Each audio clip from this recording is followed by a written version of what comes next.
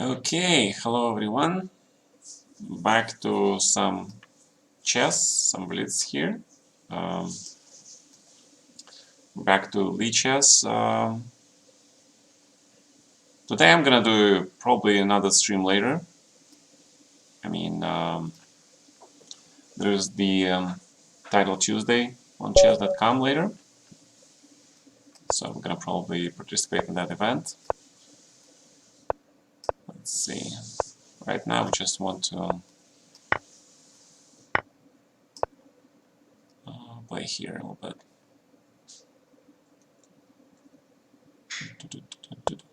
So basically we're just going for some Queen's Gambit. nothing too shabby.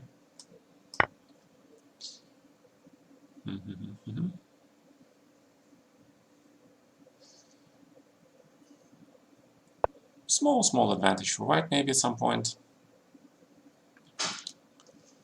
Knight d4, so I can probably just take here, play rook c1, so let's just grab this.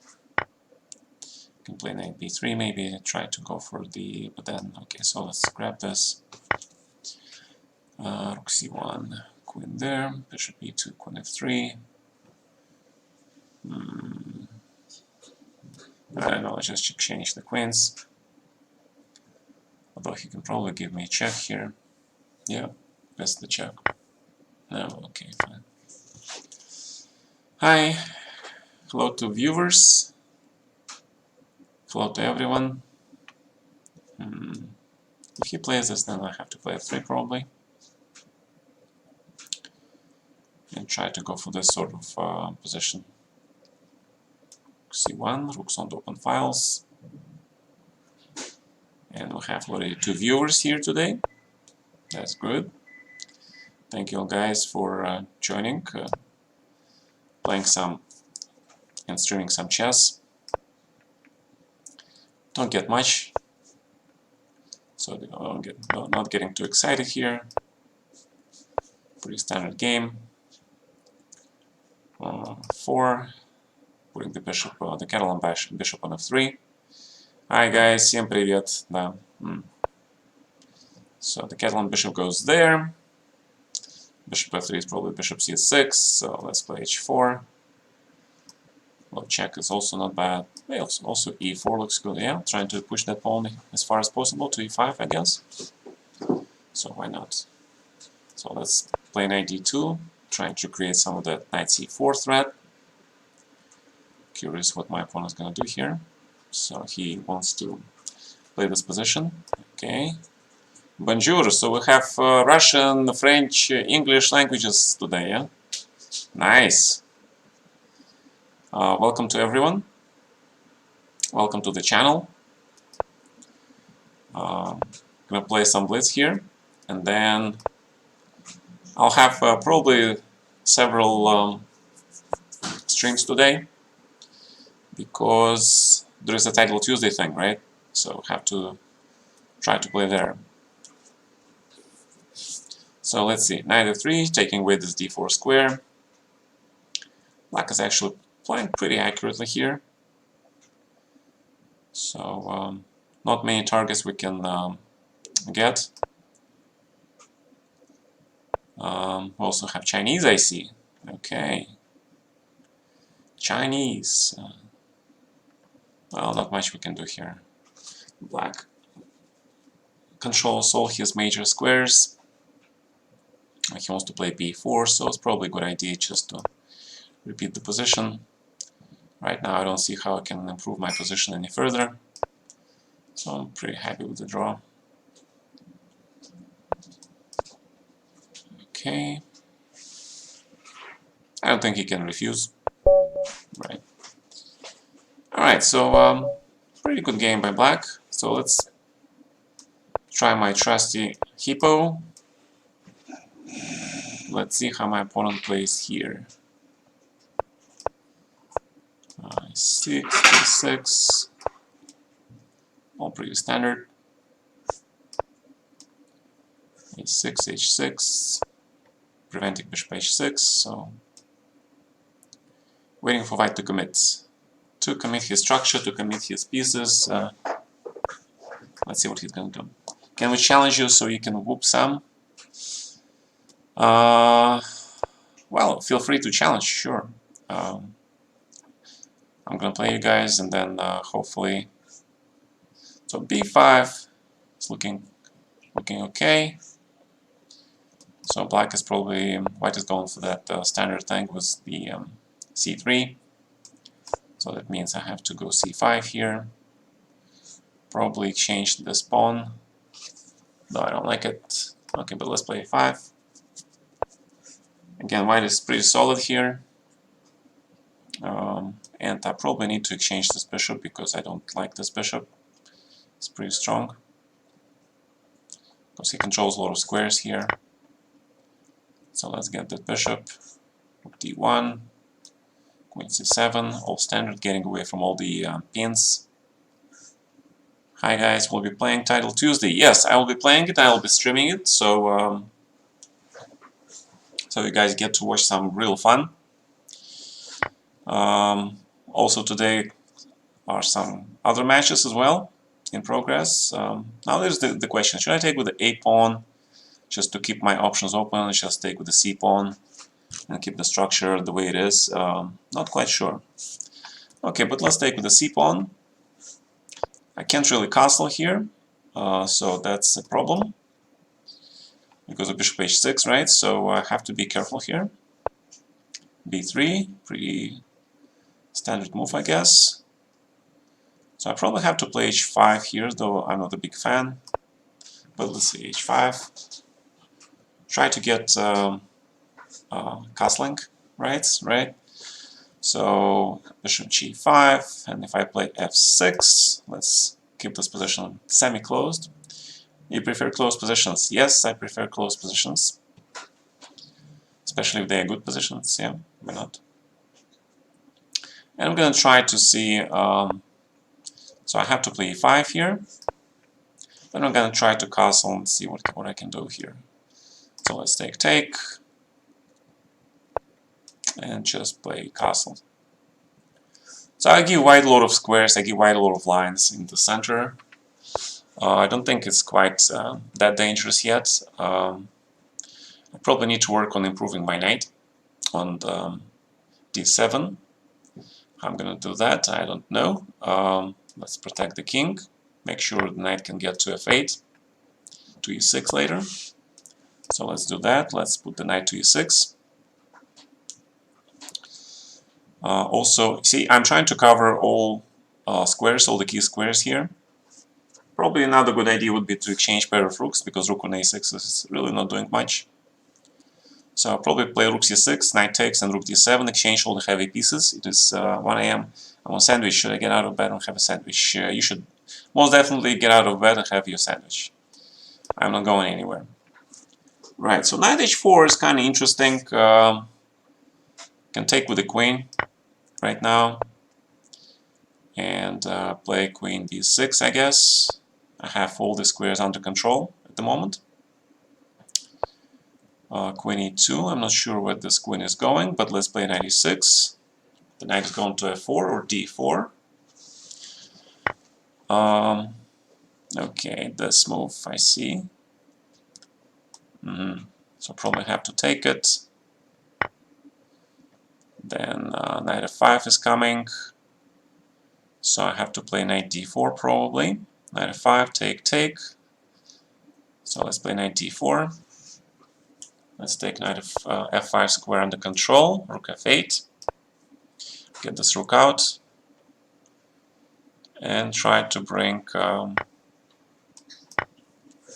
my pieces under control, right? So I'm kind of low on time, but this should be okay. 96.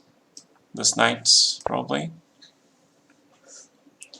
Again, trying to exchange all his heavy pieces is good. Exchanging all that attacking potential is great. And there we go. Andre, hi, how are you? So you prefer, okay, Hippo, yes, it is Hippo. Как дела? Andre, дела is good. Always something you can do, yeah? So, what else? I think I'm going to try something new here. So let's play knight e5. I think I analyzed this move a little bit. It's not that bad. Bishop a6, let's catch this guy. And then I like somebody plays h4 here. So basically you get Vienna with knight c3, bishop f4, where white plays h4. So this is pretty similar. And the idea is just simply go attack here. You know, I kind of like that. Just go straight forward and try to kill people. If you play like this, then h6 is interesting. Queen f3 is also very interesting. And knight d7, something like that. How about f4 and bishop h4 maybe? Because he really wants to play knight d7, I guess. Alright, so let's play f4. So let's go for this type of structure. And then bishop h4 and g4, just, you know, go completely caveman. Is there a q to play? I'm not sure if there is a q to play. There shouldn't be. Yeah, there is actually three challenges right now. So you are probably in time. And I'm thinking h6 first. Although this position is kind of interesting, it's just to castle short side. But h6 kind of looking nice. So let's play h6. And I want to play bishop f6. Just want to exchange that bishop. I want to exchange that bishop. Because otherwise I just ruin your structure here. So bishop f6, let's put the bishop here. Thank you for following. Everybody, thank you for joining me. Which pawn takes? Good question. Probably d pawn right now. Then he takes on e5, knight goes to d3. Double h. Alright, let's take with an e pawn. Let's take with this pawn. It means our king will get slightly more coverage here. So bishop g7. And just hit this pawn on e2. I advise unrated, prefer time control. Not really. Any time control is good. So basically f5, queen c4 is a trap, right? But if he takes knight on e5, then of course pawn takes on e5. So black misplayed this position a little bit, I feel. And he should have done something early because, right, you can do this still. Yeah, that's true. That is true, you can do this. f6. Of course, very interesting is now to take, actually queen c4 is still a thing maybe, but then rook d6. Then rook d6, b5 are coming. What about knight g6, h7? Are there any tricks like that? Probably not. What about queen g4, then f5? You get f5, right? Interesting position. How about if I just sack something here? Bishop f8. Okay, how about I just sack this knight? I'm just curious. Very curious.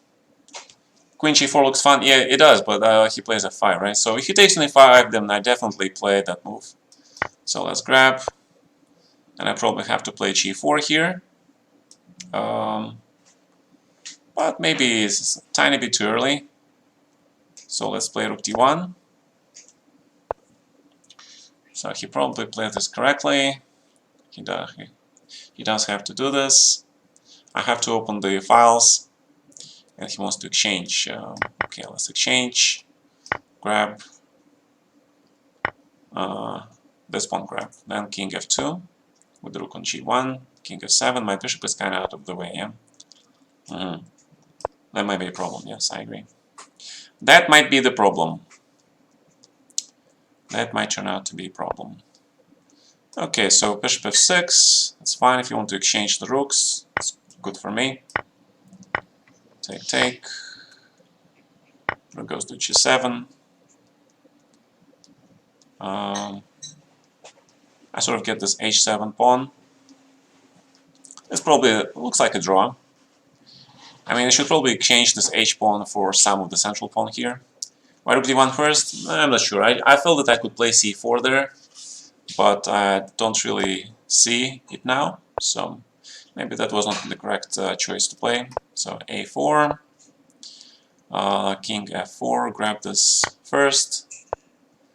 So I feel like rook b7, king f4, sort of play with this with his pieces a little bit. King f6 and t5, yeah. So b4, push the pawns, push, push, push. A4, king f4, no. It's not gonna work, yeah. Yeah, his pawns are coming really too fast. Yeah, you can't allow to do that, so.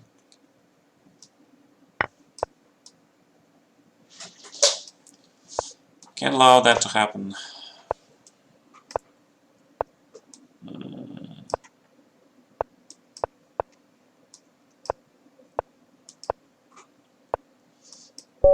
I lost on time, but the end position was, I think it was close to be drawn. Okay, so we get a good opponent, yeah? Okay, so let's see what he does against Spanish. d4. Ooh. Interesting. Bishop c4. I haven't seen this move in years. Bishop d7, I guess. All pretty standard. Take, take. Then if you can play c5, I believe you should play c5. If people let you play c5, you should play c5. Then c6, yeah. I'm kind of like behind on the theory here, but my guess is that this particular pawn structure shouldn't be that bad. So knight definitely goes to g5. Then if he plays f4, what I'm gonna do? It's a fair question, yeah? Because if knight e4, if knight e6 is definitely f5, so I probably have to play knight e4. And I have to pray that this knight on e4 is gonna stay.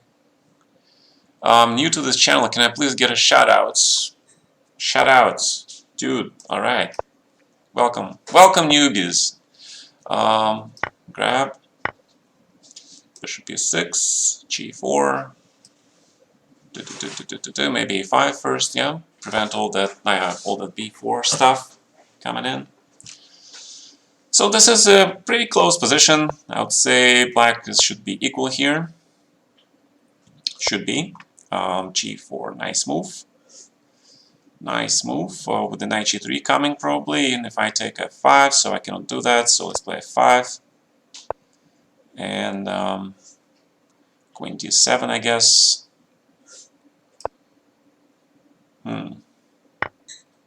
This I should probably take with the pawn. And then of course we have all sorts of things here with the knight on h5. But is it that dangerous? Interesting. I don't know. This looks exciting. So queen f7 then, probably. You know, hit the h5 square, right? Found you two, watch some videos. Great, I hope you guys liked it. Yeah, I kind of like this whole topic of discussing past world champions because those people, you know, contrary to the opinion that those guys were not good, yeah? I'm looking at their games today, and if you look at their games without the engine, I would say that they were pretty damn good. I mean, Sukertor played, the way he played endgames was like music to my ears. And an absolutely amazing guy. I mean, he killed Steinis in the first 5 games, so it was absolutely clean. I mean, it's not that clean. I mean, Steinis did miss a lot of stuff, tactics, right? So I wouldn't call it like really too clean, but in the end, those were some great games. So, queen exchanges are welcome here.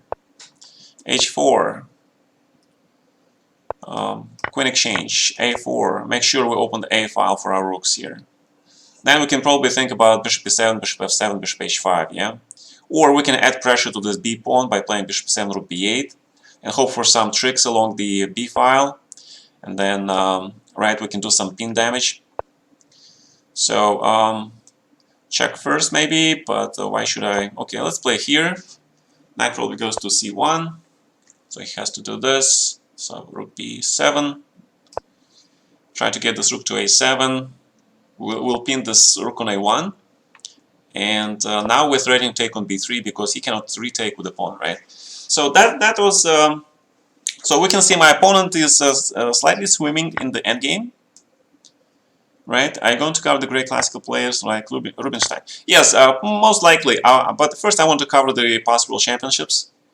And then the game 13 was, yeah, it was good. I mean, some technical aspects, of course, but you know, the IQP, the isolated queen pawn structures, you guys really should study those like the basics. Both for the white side, where you go for the attack, right, the way Sukitor played it, was not that convincing, to be honest. Yes, he missed a lot of d4, d5 breaks. You sent me a challenge. Oh, okay, so this guy doesn't want to play. 5-0 is a little bit too much, guys. Let's try, push me with 3 O's, okay? Cancel those challenges with 5 O's and give me 3 O's, right? So let's do that, because 5-0 is like a little bit too long. Just a tiny bit too long. Okay, so speaking with the IQP structure, right? Let's go here. Knight c6, I think knight c3. Oh, that's one of those knight of 6 stuff, yeah? I don't even know how to... I don't even know theory here. I think bishop g5 is the thing. Sort of trying to provoke black into playing e6, but of course black has other moves. Good sandwich. It's important to keep healthy, get some food, so that's good. You defend that position effortlessly. No, that I wouldn't say effortlessly. White should have played knight h5 the moment I gave him the chance, right? He should have played it. Okay, so bishop d3. So let's go for this IQP. And let's see if my analysis of that Zukertor-Steinitz game was handy. I think that Andrew probably did not watch that video.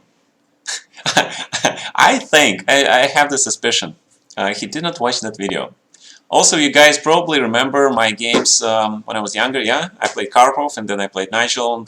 I played some incredible games here. Because when you're young, you're supposed to play something like this, attack, you know, worry about structure later, worry about more dynamics, right? So the point is, this a3 pawn takes away the b4 square from the knight, right? And then I sort of prepare this queen d3, rook d1, bishop a2, bishop b1 thing. It doesn't always work, but sometimes it does.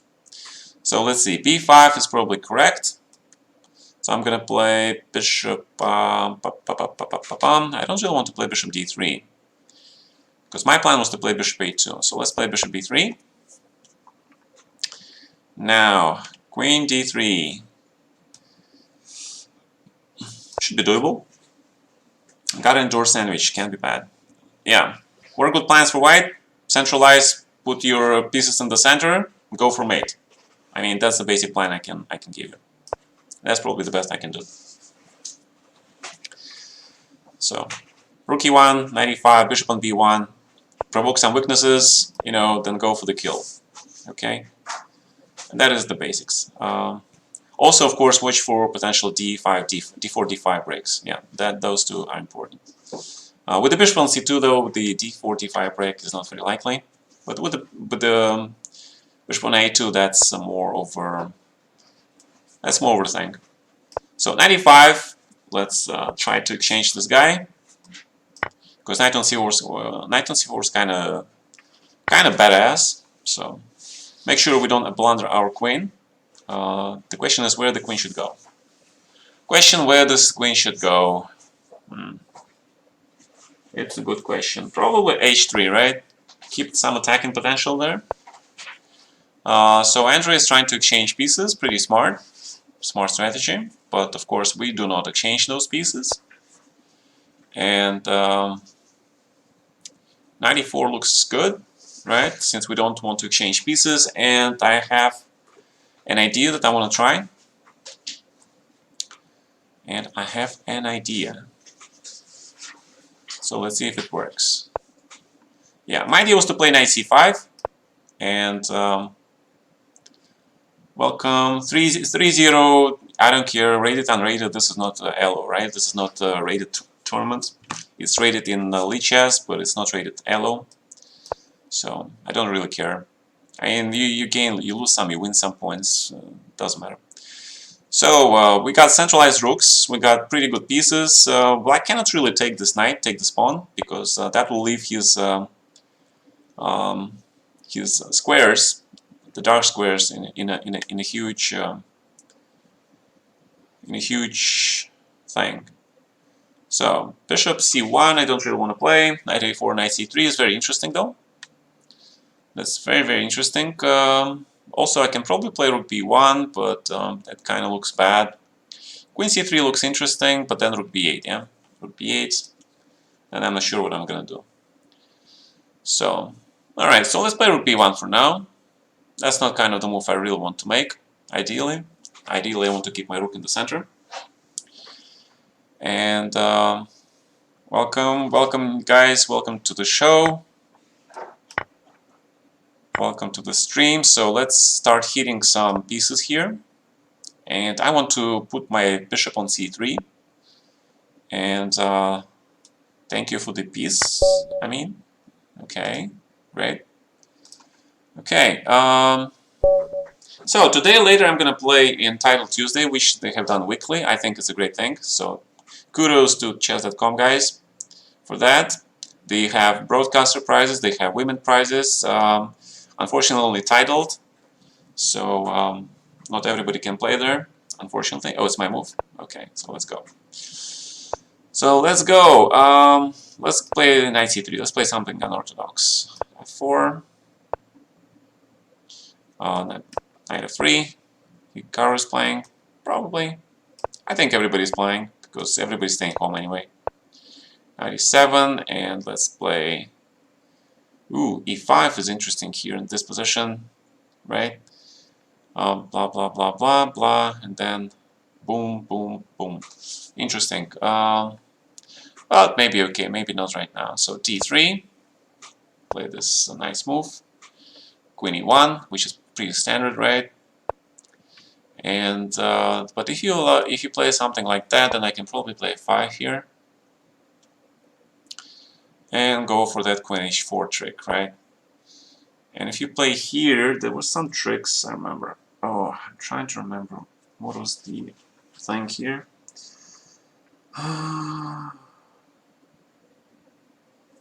Alright, so let's play queen h4 anyway. Let's play queen h4 anyway. Let's see, because f6 is coming. I'm willing to trade my light squared bishop for that dark squared bishop because I get huge potential on the dark squares if black does that. So he plays here. I see. So he going for that line. And if I refuse, then black just gets the pawn on f5. That's not gonna look good, right? Okay, so let's take here. And what if I play bishop e5, then he just plays knight e7? That is not something that I want to see. So I guess I have to take this pawn. Well, if you allow me to take this, I'll take it. Yeah, you should probably take, you should not take on d5. You should probably play knight d4, and then just keep those centralized pieces. But okay, material is equal, yeah? So the material is equal, so black is still doing pretty okay. I do have some little tricks with knight g5, I believe, in such positions. Those are just small tricks, of course, but still, you know, a trick is a trick. It's interesting. So if rook d7, basically I can take on f7 and then g4. You had 96% accuracy every game.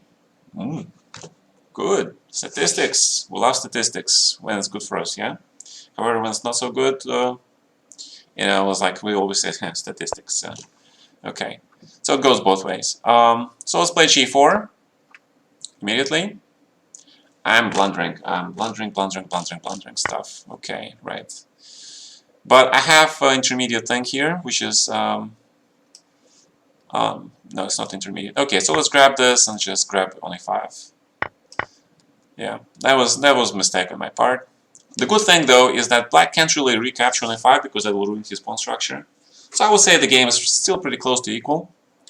So let's play knight e4, start hitting all those things on f6, right? Those wonderful holes that black just gave when he gave up his black squared bishop. He gave me a lot of holes on the dark squares. Talking about who won title Tuesday last week. The cheater last week. The guy who won title Tuesday last week. I don't even know who won last week title Tuesday. I know that there were some cheaters there. I'm just not sure if that was the winner. So I wouldn't go that far as to call that guy the cheater. Woohoo! So what are we gonna do here? We're gonna probably just play bishop h6 and try to get our and exchange the rooks. Yeah, why not? Let's do this. I do give you a lot of pawns though, yeah? That's probably not that great. Yeah, you do get a lot of pawns, I admit. Admittedly, you get a lot of pawns here. My point was to play something like rook f6, or maybe king f2. Okay, so let's activate the king f2, then we have check, then h4. No, the 995 was definitely a mistake, yeah, because just h5 is coming. Hayek Martirosyan, allegedly. Well, I don't know, did they catch him something, or did they took away his first position rank?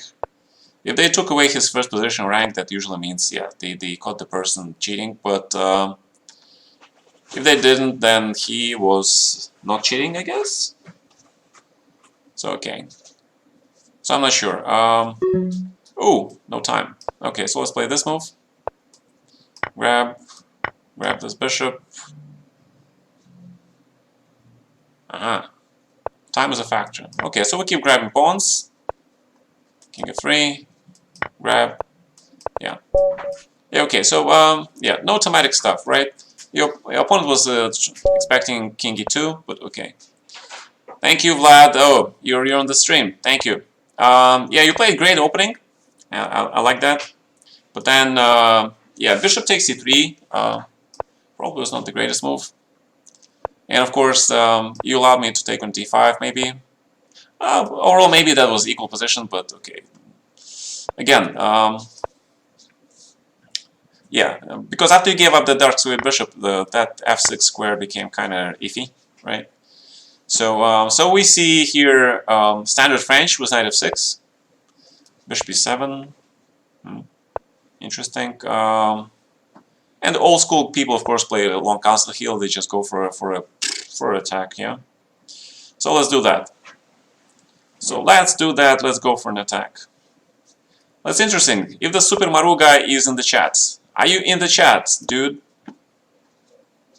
Are you in the chat? He probably is, yeah.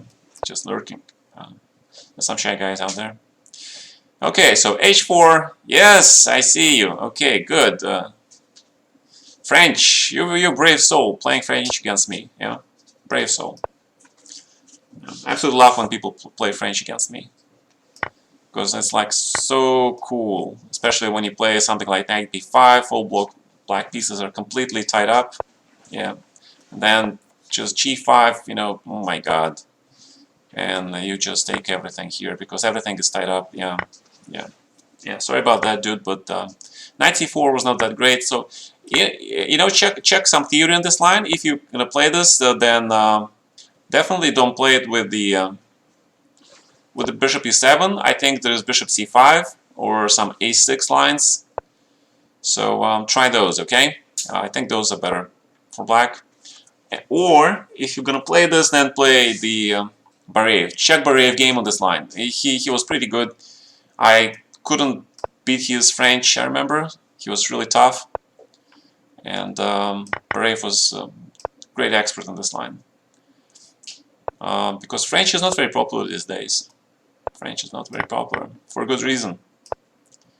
Have to memorize a lot of stuff, and even if you do, the positions you get, are you in Russia or in the US? I am in Russia at the moment.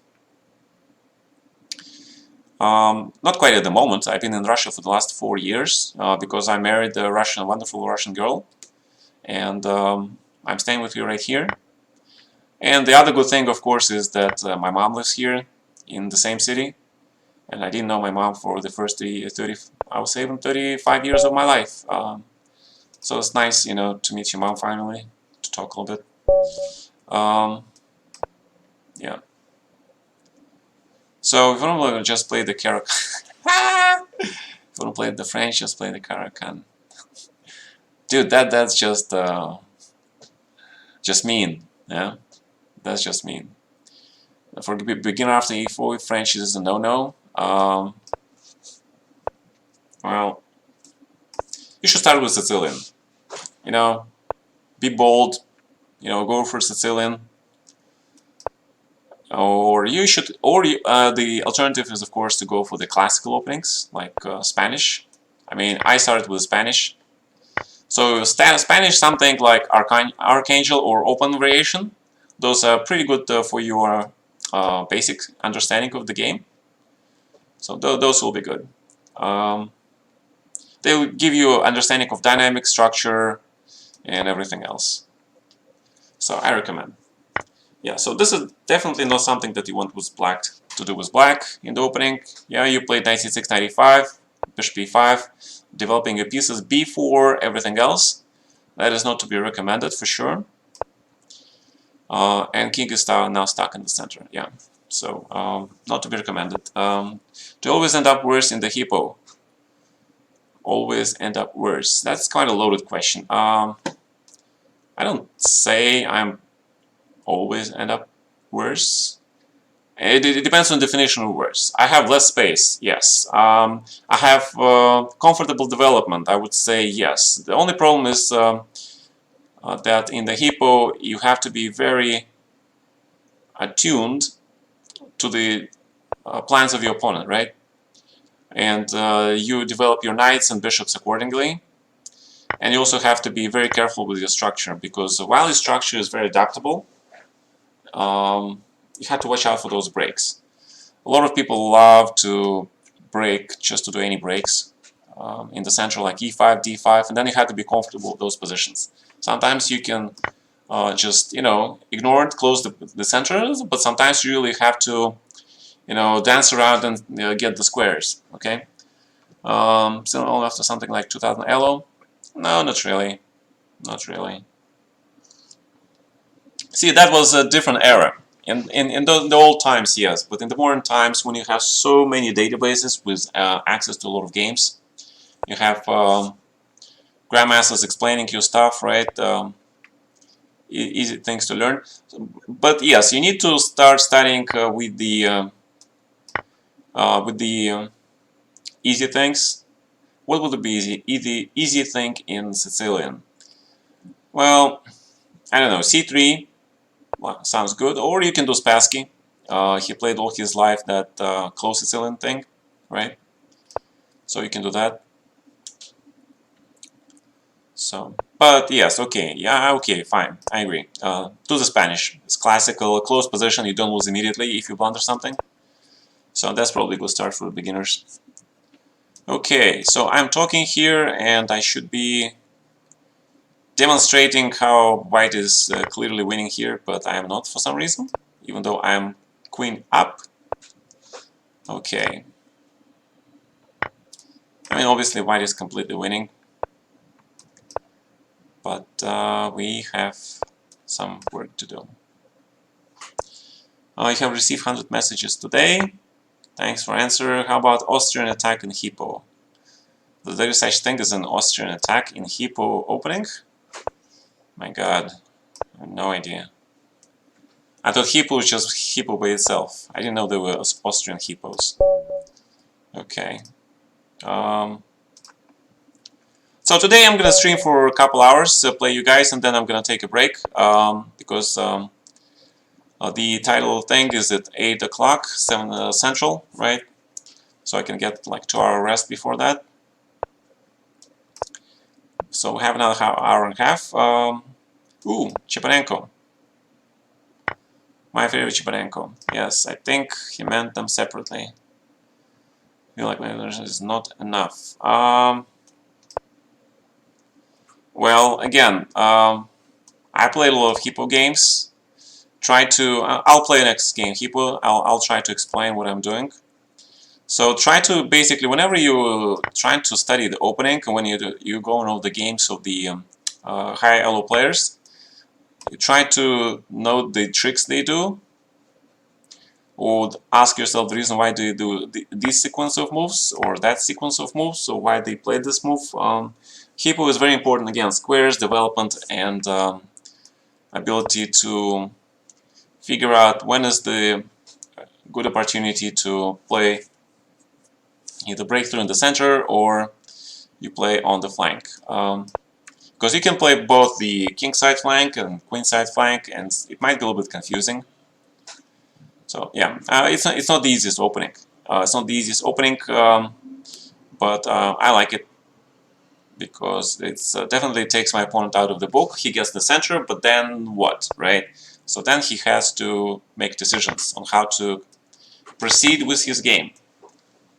All right, g6, white gets himself IQP, but this is not really a great version of IQP because white has no squares, no pieces, and no attack, right? No knights, no bishops, bishop on d3. You know, he's good looking, but has no targets. And d4 is a clear target, of course. So let's go after this clear target. Let's play knight c6. Hippo and coffee to wake me up in the morning. I'm glad that this is such a potent combination for you. So queen d4 only means exchanges and nothing more, yeah? Okay, the question is which rook goes to d8? Rook d8, b5, a8, bishop b5. I cannot play knight d4 because he takes and takes on d4. But if I play rook d8, then b5 anyway. Knight d4, queen b7, and it's not much as well. So b5 looking interesting here, but again, all knight d4 stuff, that's not that great. So again, queen d4, knight d4, rook c8, bishop a6. That looks like a total draw, and we don't want that. So what are we going to do here? Looks pretty drawish to me, yeah? So white managed to find the equality here, congrats on that. I don't think I can break through white's defenses here, but okay, let's try b5. Let's try to get this pawn away from that queen on a4 square of influence, and although I give this c5 square away, I don't think white can use it immediately to his advantage. So knight e7, rook c5, I guess, that's the trick. But okay, rook knight e7, knight belongs in front of the blockading pawn, that's absolutely best square for a knight.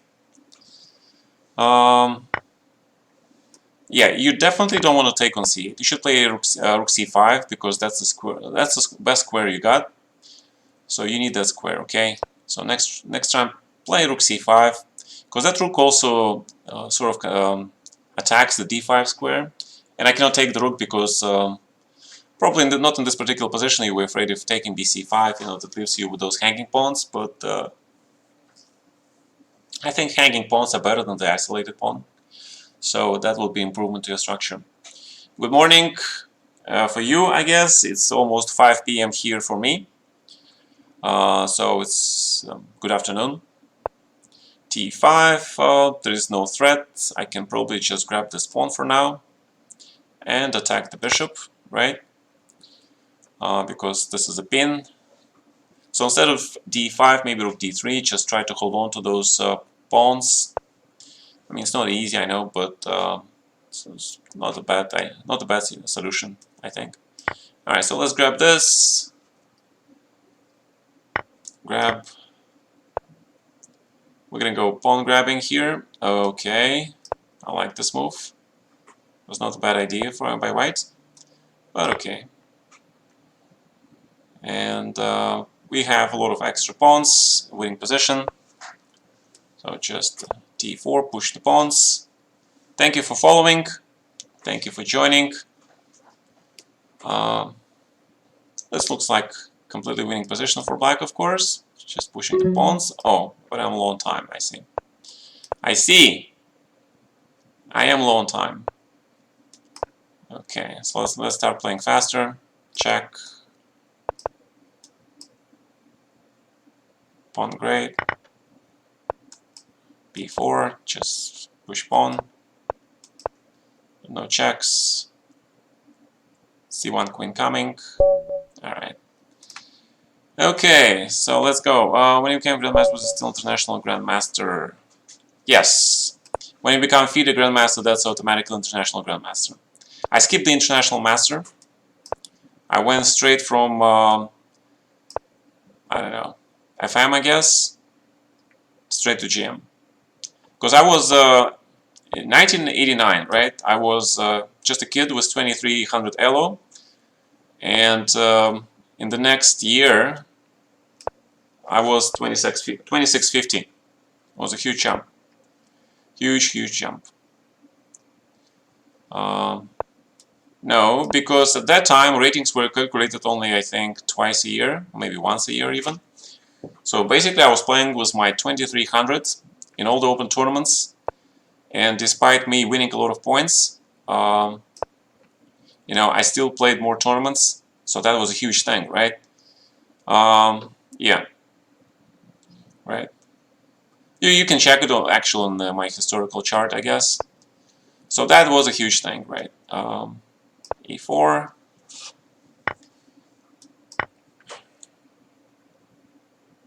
That was a huge thing. I got lucky that, and after that event, I mean, even more funny was that when I came to the US has its own rating system, right? And it's like 100, 200 points above ELO. So the funny thing is, of course, I also played a lot of games in the US, like in the Marshall Chess Club, or Manhattan Chess Club. You guys don't know about this, but there was Manhattan Chess Club. It was really popular. Then unfortunately they got closed like many years later, but they closed. But I played a lot of rapid games there, and those counted for your, not rapid rating, but for your, I think main rating at the time. So I raised my rating ELO from 2350, right, to that huge rating, to 2600. But my USEF was much higher. So basically, I raised my UCF rating. It was crazy. I was, at some point, I was 3000, right? I was like 200 points above everybody there. So at some point, the federation decided to, you know, cut the ratings. So they cut all ratings, all floors. I lost like huge number of ELO points. I was still, so I got like only 100-point advantage. And then I played more games, so I get, okay, I get another 150 points ahead of the second rank player. And they do the second revision, and they make sure, you know, after that revision, I'm staying very close to the next, stay close to the pack. Okay, there was another pretty famous story at that time. There was this guy. He was in prison, yeah, and he was basically, you know, teaching his teammates, prison mates, to play chess, and then he was killing them all in some tournament. So he makes some tournament. And of course, UCF can't do anything about this because, you know, those sort of are legal tournaments.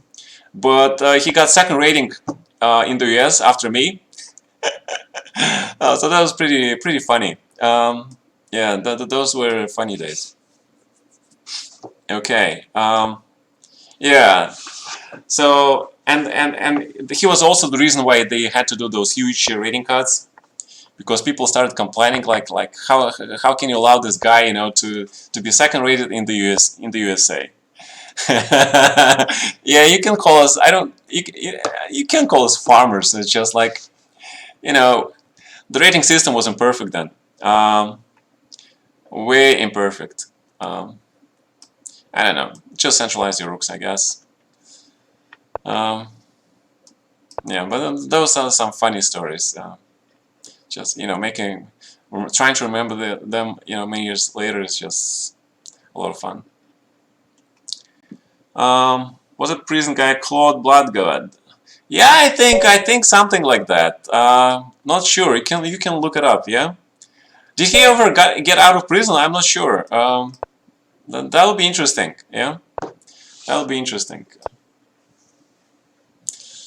Uh, oh, he passed in 2011. Oh, died in prison. Okay, didn't know that. Well, I guess he at least got chance to see his name on the official United States Chess Federation rating list on the top two. Yeah.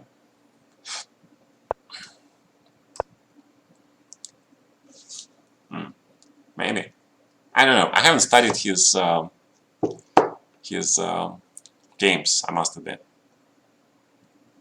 There was another guy. There is another guy. I know his first name is Stan, and he sort of created his own association, chess association, federation, or something. And basically, he got this letter or something from Bobby Fischer saying that yeah, he can be Stan something world champion, right? So that was incredible thing. Um, so this was another guy. So basically, yeah, Stan won. Yeah, World Chess Federation. So he considers himself a world chess champion. Right. Yeah. So if you guys don't know about this guy, read about him. That is a lot of fun. Um, yeah, definitely a lot of fun. All these guys considering themselves the world chess champions and trying to prove it. Yeah. That's the America. That's the U.S. for you guys. The land of the incredible. Yeah. Um, great stories. Great stories. Great stuff. Okay, here we're gonna play positionally. Probably no reason to go berserk with h4 because I have pawn on a3, which will be targets. If I castle queenside, then black will just go b5, b4, right? Do you get bored of chess beating in similar positions a lot? Well, you can never be bored. If you like the game, if you like something you do, then how can you be bored, yeah? You truly never get bored because there is always something to learn more about that. So 596, I see. Okay, so there is such thing as bishop d3 in such positions. Basically, you invite black to take this bishop, then you take with the pawn, and then you get really, really great hold of the squares, right? b4 looks pretty interesting here. Let's play b4. Let's kick this knight out. b4 is also a very typical move by white in the French. You sort of get control of the c5 square, and just make sure that bishop on b7, he's stuck there for as long as you can, okay? Because he is just a big pawn, he's doing absolutely nothing. That's the problem with the French that I never solved, and I don't think it's gonna go anywhere anytime soon. That is the biggest problem in French for the black. There's bishop on b7. Okay, so we get extra stuff here, but of course I don't want to open this diagonal. So okay, so let's play f5, which is another idea. This is the main idea in French for white. If you manage to play f5 in French and basically get that pawn to f6 or something, you win the game. Now we can grab this. Now we can grab this because this is definitely cannot be good for black. This cannot be good. Because 97, then take on f6, queen g3, right, king f takes e6, should be very, very bad for black. Okay. You can also be EVC in my own head. Well, you have to have at least some sort of an excuse to be EVC, right? So what's going on here? Take. If I do check, then probably queen g7. So maybe take on e6 immediately. On the other hand, let's just grab this, I guess, and grab this pawn. No, but you cannot do this because your queen on b8, that rook on b8 is hanging, right? So, right, you cannot do that. What is a good balance between chess study and playing? If you're just starting, then just play as much as you can. But you have to make sure you play stronger position all the time, because then you learn. And make sure you analyze. You have time to analyze your games between your play. Because if you just play, it's not fun. But if you play, analyze, and play, then it's completely different. Okay, so let's play for the. Let's go for this open line. Open Spanish. Usually white plays d4. I don't think rook e1 is that good is here. But okay, let's see. Because you grab this bishop. So Spanish bishop, right? And that's why usually white plays d4, then it's b5, bishop b3, d5, d takes c5, which is a huge theory. So that's what you should be doing, because right now you just grab the bishop, black has pair of bishops, and very comfortable, like, equal game. So black can start playing for an advantage, in fact. I'm not sure if I should though, but let's see how it works. d4, reasonable. d6, get the rook out. Now the question is, where does bishop on c8 goes? Where will this bishop go? There is such thing as b6, bishop b7, but then I don't like c4, d5, knight c3 blocking the bishop. So let's put the bishop on f5, I guess. Eyeing that c2 pawn. And so this is like Caro-Kann bishop right here, yeah? This is like a marshal. Well, not really. I don't think you can call this marshal, but because marshal attack, the bishop is definitely on b7, always, yeah? Plus black sacrifices the pawn. Here I didn't sacrifice anything, just get pair of bishops. White really needs to exchange one of my bishops, because if he doesn't, then those bishops will become monsters, especially if I play like bishop f6 or something. So maybe he wants to play bishop e3, bishop d4. That makes sense.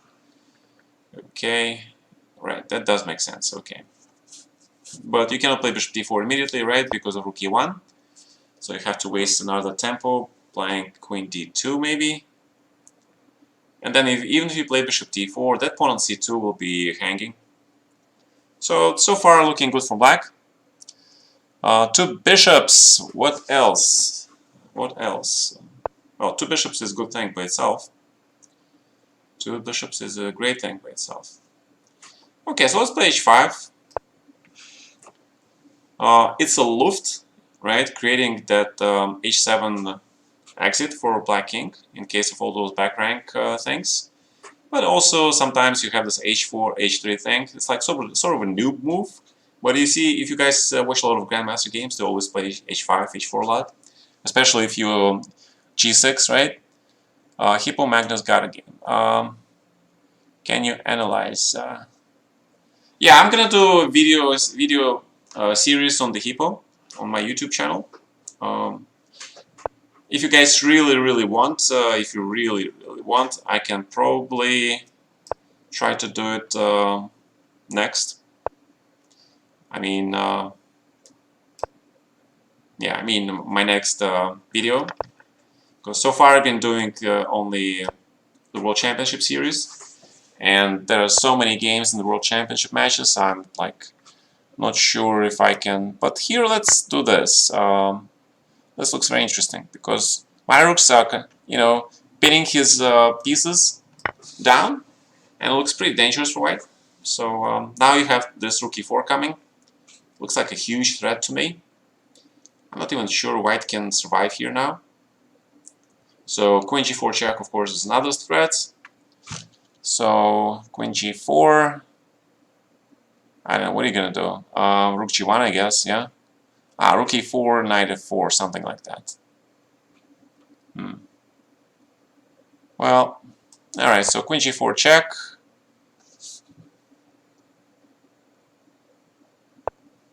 Then I have bishop e5 check.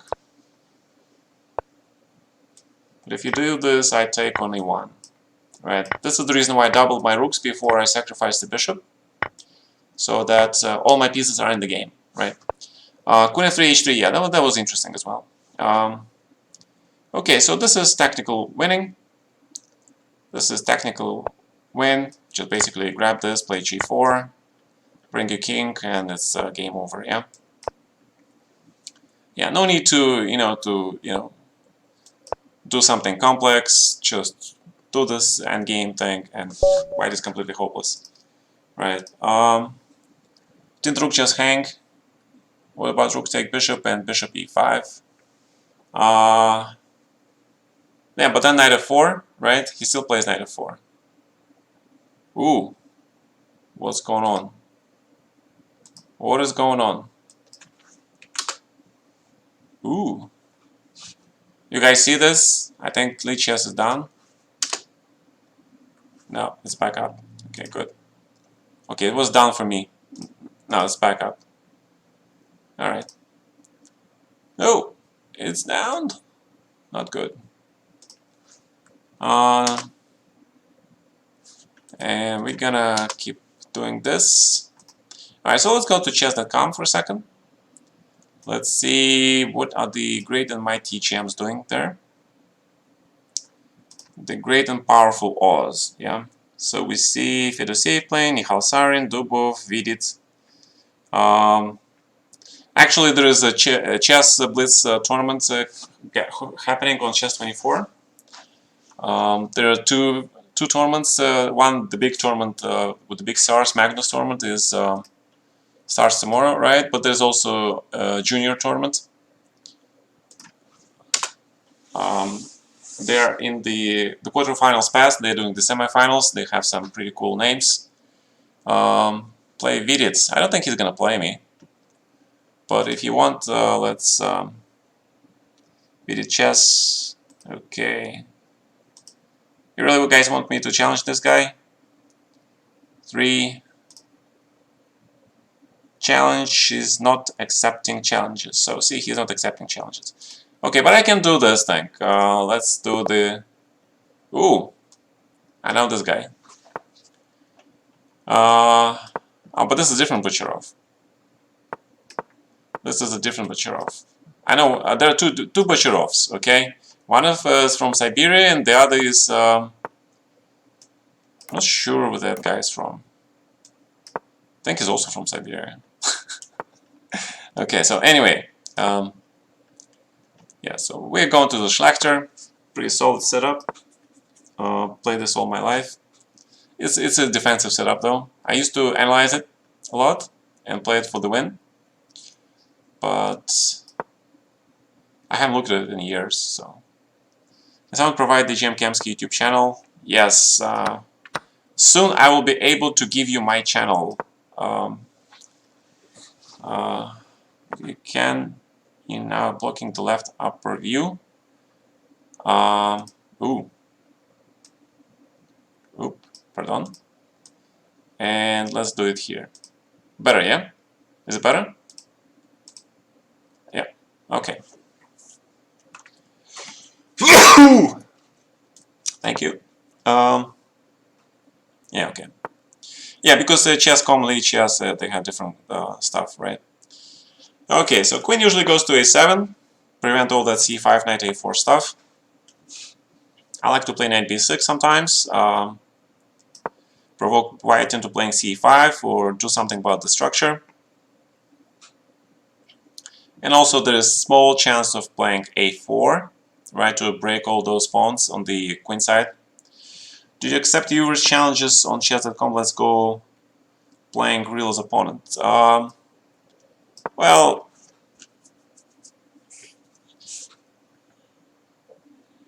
somebody wanted me to play some title players, so I did this challenge. But if you want to challenge me on chess.com, that's fine. I'll accept your challenges. It's just I don't think my formula will allow you to play me much, though. Yeah, I think I had some old formula there. Почему ушли с chess? Потому что он down. See? Ah, now it's back. Okay, I didn't know that. Okay, я не Гатушка. Гатушка, it's for the kids. Okay, no offense. That's how you call kids. All right, so there is this 94 thing, but I want to keep my knights on the board. And I need both knights hitting all those pawns and squares, okay? So knight d7. So there are already some tactics like knight c5 sometimes here. This d4 pawn potentially can be weak. Let's bring the queen over to the king side. Knight a4 looks reasonable. He wants to play knight b6 maybe. I can't really play queen f4 right now. Okay, rook a7. Yeah, let's play rook a7 so that if he plays knight b6, I am just gonna not exchange this guy because this knight on b6 sucks. He is closing the files, he's not doing anything. Let's instead 94, 97, I guess. Okay, bring the queen to the game. And then we're ready to play knight e4 and then start hitting these pawns. Ideally, the knight should be on f5, on f4. So he wants to say that my rook on a7 is worse than his knight on b6. Right, so we have some friends requests here. So okay, let's accept some of those friends. Rook e3. As I said, knight e4, knight e4, f5. Probably not. Queen f4, rook f3, I guess. So let's play h5. Make Luft because. Okay, so he's saying rook on a7 is definitely should not be there. Yeah, that's what he is saying. I don't know. We'll see. Take, t5. If I take, then knight takes with the tempo. If I play e3 though, what's the situation? So let's play e3. Let's go for the tactics, right? Because a lot of stuff is now hanging all over the place, right? But because I have extra exchange, I feel that, and I managed to exchange the queens, right? I feel that this is a pretty good move, e3 on my part. So basically has to take this, take, and then take on g7. Right, has to take the bishop now. And then the question is, does he want to play d6? And if he does, then I can play e2, win the bishop, right? But if he doesn't, then I take on d5, and basically white is lost. So I think white is lost, right, because of this e2 thing. Now I take with the rook, and I'm just in time to bring my knight back. Check, knight e6, right, and black wins. So that should be it. Knight d4, knight e6, knight d8, rook up, just too much advantage. Too much advantage, dude. You can resign. Okay, so let's give him a rematch. Yeah, let's give him a rematch. It would not be fair to not give a rematch to my opponent, right? So let's do that. Now on chess.com, can I get better in tactics? Right, yeah, I apologize. Somehow I just switch back and forth. Yeah, why not? That's why I don't try to do the exclusive chess logo thing or exclusive chess.com thing, because I want to be flexible, move back and forth between the servers, right? The only thing I will not do now is play on chess24. That is the only thing I will not do. I'm pretty mad at those guys still. But you know, there's plenty of alternatives, right? So why not? So bishop e7, now bishop c4. Alright, so we go into this structure. This is a very tricky structure, in fact. This is not easy position to play with both colors, because usually you get the structure with the pawn on a2, with white's pawn on a2. However, here it is different, right? Here I think I can actually play knight d5. And I actually managed to fix black pawn on d6 and sort of get Gusveshnikov. They didn't share the film. No, it's not that. You know, that I can live with. But they just sort of, the whole attitude, like either silence or they just like sort of, you know, taking away my free Grandmaster membership, the standard status or whatever. So that was pretty crappy. I thought that was really low, but okay. Gotta play tournament, banned on Blitz and got flagged and wasn't happy about it. Yeah, that's true. That is true. But after that, I played quite a lot of games there. So here's the thing. Here's the thing. I can either take on a6, play b3, c4, which looks pretty good to me, or I can play b3 immediately. But then I think he probably wants to take and play knight b6. Then he wants to play d5 maybe. Then I play a5, right? So he doesn't have time for that. Okay, so let's play this move. I want to see black's reaction. Because if I manage to get the c4 pawn, cement the d6 weakness, right, then white is just better. White is just better, so if d5, then a5 wins the pawn. So he doesn't have this d5 move, but if he doesn't, then I play c4 very next move, and black is stuck in a really, really bad structure, right? I mean, it's probably not the worst structure, but if I get my knight to d5 somehow, I think black is just in a serious lots of trouble. So that means knight goes to b1 c3 or f1 e3. I'm not sure which one it will be at the moment. Probably knight f1. I could have started with bishop e3, knight d2. Probably that would be better. Not about the hoodies. It's not about the hoodies. It's just the acknowledgement that I did my part with creating that whole FFL thing and for their website. It's not like for their website, like, you know, some part of it, yeah, would be nice. So now, black wants to play b5 maybe. Maybe I should play a5 here, try to stop him. Or knight f1, just ignore it. Also possibility. But I don't know. a5 looks kind of nice. But then he still plays b6, tries to get to this b3 pawn. I don't know. Okay, so let's play knight f1. Let's just play solid chess. Rook b1. Now I'm threatening knight e3, knight d5. Right, so because knight e4, knight d5, when attacking queen, attacking knight. Okay, so he has to play this, f3. Grab this. Knight e3. Knight goes to d5 with the tempo. And of course you want to exchange this bishop for that knight, so you get that beautiful knight and queen versus black's stuff, yeah? So, I don't know, he wants to play bishop g5 or something, probably centralization, starting to hit the d6 pawn, and we want to probably get the game going to the endgame, so knight b4 is one of the things that comes to mind. Knight b4 doesn't look that great, I want to keep this bishop, so let's play bishop f2. Because I do want to keep this bishop, right? That bishop is important. And the thing to do now is probably, well, probably knight b4, let's grab this pawn.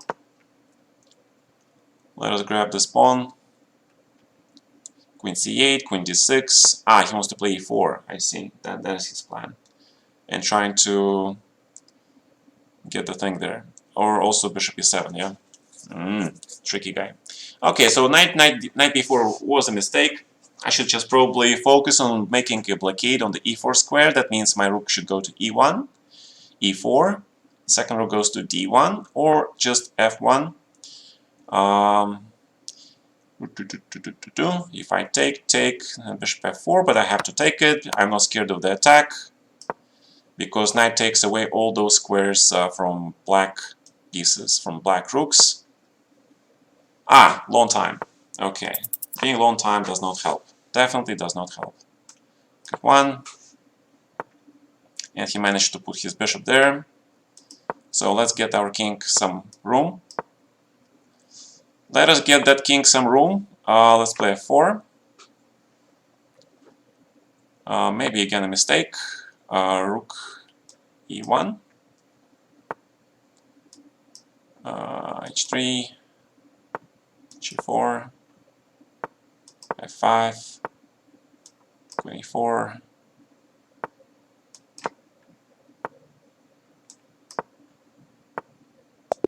Ah, okay. So he wins on time. Alright, so GG. Good games. GG. Alright. So that was not bad. So let's go back to Lee Chess. I see a lot of challenges there.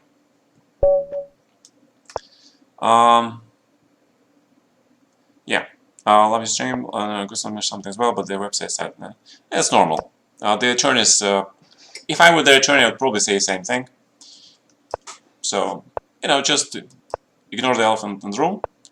That's fine. You know. That means just not working relationship between us. That's all. Okay, here we have London system mixed with sort of crazy Queen's Gambit, which is a good version for black because his bishop is out. Yeah, so this is good version for black. So let's try to go after this bishop immediately, using the fact that if he plays this, then he cannot recapture with this pawn because of rook h8. Thank you for the rook. Right, you gotta be careful, dude. And Andrew succeeds in playing second game against me today. Your video is blocking your opponent's rating. Oof. Now we go back here. Alright. Yeah, sorry about that. Okay. See? It's good to be able to control this stuff, yeah? In the driver's seat. King's Gambit. Let's go, Web. Let's go, King's Gambit. King's Gambit. We all love it. We'll F6. Oh my god, are you serious? F6? You just gave me everything I ever wanted, man. Everything I ever wanted. Such a... Phew, everything. D6. Why not? Let's keep grabbing stuff. That pawn on C7. Oh my god, it's gonna be a killer. Knight. Knight. Goes attack. Attack. Kill this pretender. Destroy the Superman. In this case, destroy the webmaster. Nah, actually, I messed up. Yeah, I just gave him 2 pawns for nothing. That was not great. Attack of killer tomatoes. Never play F6. Yeah, but I got too confident, yeah? I got way too confident. I mean, if my knight gets to C4 to D6, which was my original idea, obviously black is busted, but there is a but. How to do that?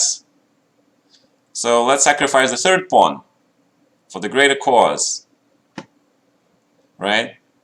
The greater cause. Gata with the gun. No guns. We don't like guns. Make sure there is no... Your king is not going anywhere. This is King's Gambit. This is King's Gambit. Your king is not going anywhere. That is the point of this opening. You play it, make sure black does not castle. And your king stays in the center just in time for dessert, yeah? Just in time to be mated there. Okay, so Queen h5 check, Knight c4, and all that only for a measly pawn. He'll gambit his king. That's real chess. That's real, I can't say it's 19th century chess. I wish I could, but it's not, to be honest. But I wish it was, yeah? So bishop e5 basically the threat, knight cannot recapture, so because of rook a8 hanging, but if he takes with the pawn, that means there is queen f3 coming to your home near you on f7 square. Can you explain a3? I sort of wanted to get that queen away from that pin so I can play knight c4 finally. And see, I can play knight c4, but right now that queen on a5 is like way far. If it wasn't b4, for example, he could have played queen e7 now, right? But right now he cannot do that. So, you know, Queen's Gambit, by all means, if somebody try it with white, you know, you get a lot of, you know, you play chess for fun, you play chess for yourself to get the pleasure out of the game. So sometimes, why not? Time to retire? No, don't retire. You just came back from retirement, dude. I mean, don't ruin it. So you lose to some GM, you know, some old GM. Who cares? You know, keep playing, dude. Bishop c4, yes, that bishop c4. That bishop on c4. I lose to a friend. That is much better. Much better way of putting things, right? I like that. Okay, knight h5, the knight is coming to g3. Ooh. 92 in the works, 95 in the works, I don't know. King f2 maybe? Yeah, king f2, why not king f2? Let's go king f2. Let's go king f2, I have a plan. So knight d5, let's hit that pawn on c7. And let's play g3. Let's hit this f4 pawn. Wow, look at this. Black is simply ignoring me. h4, let's go, man. Let's go. h4. 17th century style chess. Knight g5. Sacrifice. Sack. Okay. Have planned sounds like I have a dream. Almost. Yeah, these crazy positions are meat and butter of the 17th century guys. And this is just so man, knight h5, come on, man. That's just chickening out.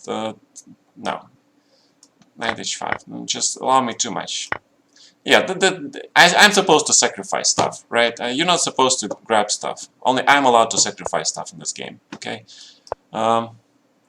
Yeah. Sorry. Okay. But okay, that works as well. So, next. Let's play something fun. c5. Alright, I'm gonna show you there is another crazy line. If you play bishop f4 early, there is another crazy line here. It starts with something like f6, okay? Do you speak any other languages? I speak Russian, I speak English. How many more languages do you want me to know? Those two are good enough. Half of the world speaks English. So f6 is an interesting idea. Normally it's connected with the h5, g5 and the h4 thing. Sometimes you can connect it with the e5. So I don't know. But one of the main reasons is, of course, to take away that e5 square. I mean, the London players absolutely love e5 square. When I play London, I love when my opponent allows me to put that knight on e5 in the center, and then I feel like I'm cool dude, right? Then I'm gonna go for... Здесь можно и по-русски писать. Можно, конечно. So you can basically talk to me in Russian or in English. And I will try to keep up with you. Not guaranteed, but I'll try. So let's play something crazy, yeah? Let's go e5. Let us go e5. Let us sacrifice some stuff. For the initiative. For the black king. Yeah? Learn French, let's take a drink to celebrate. Well, you sound like somebody my father would be interested in it, to get to know. He loved drinking when he was younger. I mean, and he liked all those great philosophical discussions about life. Okay. Yeah, but you should have taken that pawn on e5. I mean, there's nothing wrong with taking central pawn. Central pawn is the huge thing. You don't allow your opponent to have the central pawn. Or center for nothing. Because right now, h3, g4 is the only way for you to save your knight. But that opens your kings like so badly. That's not great. Nimzo Indian. Okay, the trick is if I play bishop d6, white takes and plays knight 8, takes e4. So that's the trick, right? So we're not going to fall for that trick. We're probably going to play something, I don't know, queen c8, maybe queen b7. Okay, let's play queen c8. It's less boring. And we're going to go for this thing. We're going to invite white to play g4. And we're gonna play bishop g4, just wins a pawn, but that's kind of boring. That's kind of boring. On the other hand, if I remove my bishop, white is sort of ahead in the development. That is not something to my liking. Alright, so good job. Good job. I'll take this pawn. And I'll have to trade the game into the extra pawn situation. Bishop g3 probably. Taken a 3. So we go into this endgame. Just prosaic endgame with the extra pawn for black. So, you know, it's also not bad to sort of hone your skills in playing the endgames. So bishop d6 probably must move, because white's bishop on g3 was a monster, taking away the ba square from my rook, which is potentially important in the endgame, right? So bishop d6, it's important to exchange your strong opponent pieces. Here from Argentina. Ah, I swear, there's always somebody, a couple people in the chat who make a comment about Che Guevara Cup. Alright guys, cool. It's just a good cup. There was somebody who wrote me a message after the stream. So thank you for that message. Actually, it told me there's a little story about this particular image, right? So it was French related. Turns out that French and Che Guevara, there's like Pretty cool buddies at some point. So knight f3, a5. Let's try to get rid of those weaknesses. b3, a4, and trying to provoke white to play a4. That means that his rook on f4 will not be able to get to that square. A small little trap by playing king e6, inviting white to take on c6. Of course, he cannot do that because rook a6, rook c8, knight is trapped. And probably a simple knight e4, but then this exchange sacrifice, who knows. Okay, c4, good. Alright, so I'll play c4, just sort of kick this knight out. And then just proceed to kick this knight out of all the potential squares that he might have. Che was key on Cuban chess development. Ah, really? So that was the guy responsible for the major Cuban crisis. Yeah, not the crisis, right? There's this famous Cuban crisis missile thing, right? So chess thing, right? Aha. Yeah, I heard about Che playing chess, actually. I heard about that. But then all the famous communist leaders like Lenin and Stalin, they all love to have the drawings of them playing chess, right? They all love those drawings. Cuban doctors are in Italy right now, aren't they? I have no idea. Знаком ли вам дебют Эльшада? Нет, не знаком. Не знаком. Was rook c4 possible there? Yes, I missed that. I missed that. The answer of knight a4? Yeah, it was possible. You're right. I missed that. Welcome newcomers to the stream. Let's hope everyone has a good time here. Talking about chess, life, famous figures, yeah. Including cups and t-shirts. And I would be curious to see what is like your most favorite picture with any celebrity, right? Like on a mug or on a t-shirt. Do you guys recall any? I'm trying not to recall some people who have something like that being done. Can't quite, from top of my head, recall that. There must be some, right? I mean, rook e3 was probably winning immediately. But I wanted just to kick this rook out, that's why I played rook e6. I had a plan. Sometimes, you know, you play this automatic thing, and which I told you guys about. Don't play automatic moves, because situation might change, right, on the second notice. I missed that, so I missed that part. I missed it myself. Trump likes MMA. Да, у меня родители из России. My dad is Tatar. He was born in Russia. I'm not sure. Yeah, he was born, I think. I'm not sure he was born in Orsk. That's like near Ural Mountains.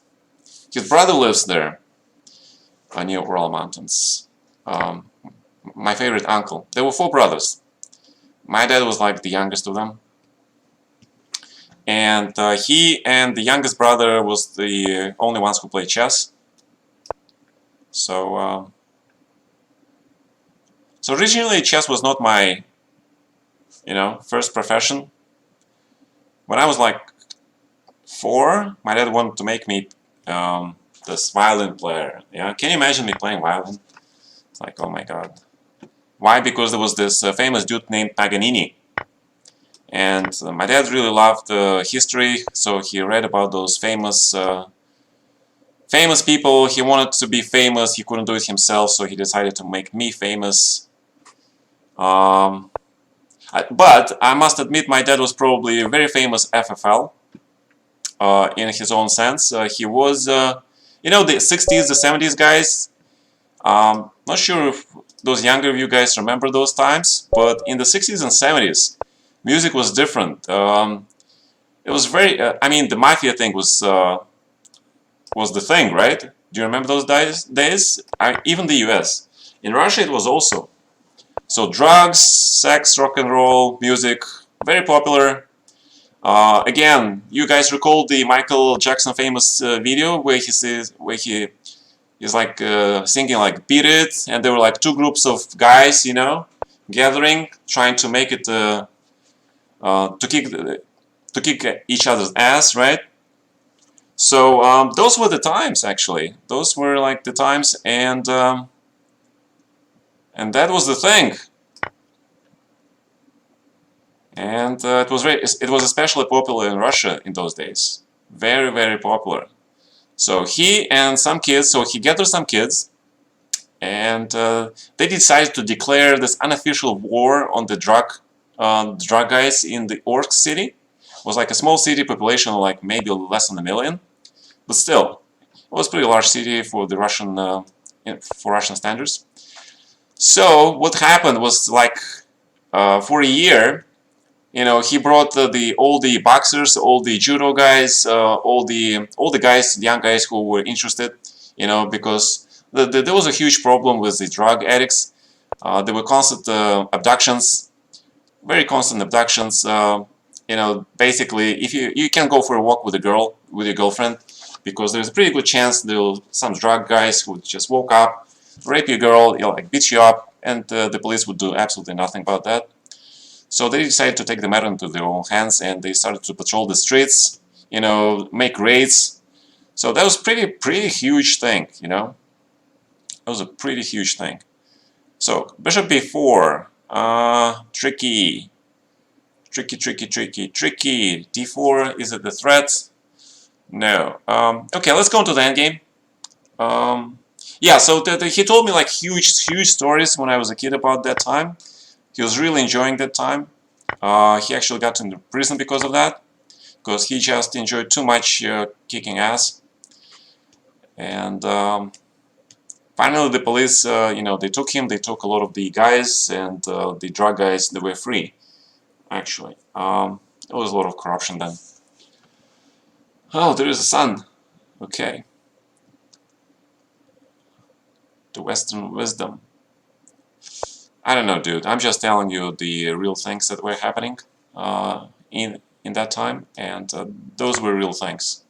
Okay, I'm not making this stuff up. It really all happened. So there were crazy days.